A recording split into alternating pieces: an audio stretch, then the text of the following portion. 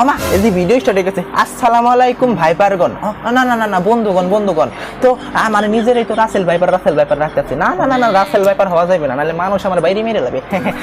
আজকে একটু বিনোদনের সাথে চলে আসলাম আমি শামীম টপিটা আপনাদের মাঝে একটি কবিতা আবৃত্তি করব বলে। নিজের লেখা কবিতা এখন আমি আবৃত্তি করে শোনাবো। ইতিমধ্যেই এই কবিতাটা তৈরি করেছি।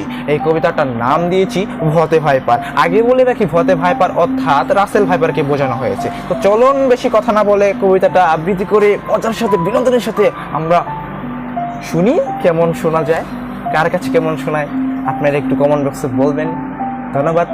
তাহলে আবৃত্তি করা শুরু করা যাক। টলটলো ছলমলো আধুনিক ব্যাপার, কিলার মেশিন এলো ভতে ভাইপার। আধুনিক সভ্যতা সবাই হাইপার, আতঙ্কে তার ভয়ে ভতে ভাইপার।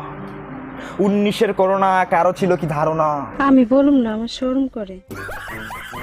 বিখ্যাত মহামারী দিয়েছি গত বছর পারি।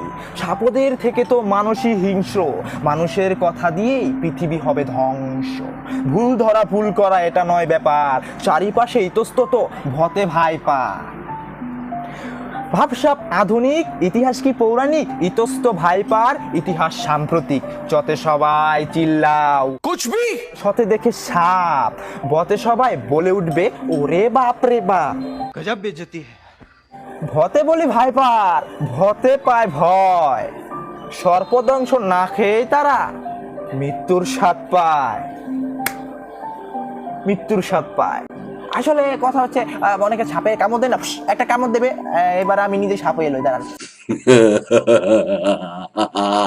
একটা সাপে কামড় দেবে ফুস করে, বিষটা ডাললেও মরে যায়। কিসের জন্য? আতঙ্ক ভয়ে মরে যায়। তো ধন্যবাদ। কবিতাটা কেমন হয়েছে? জাস্ট ফর ফান, বিনোদনের জন্য তৈরি করা। ধন্যবাদ। আসসালামু আলাইকুম।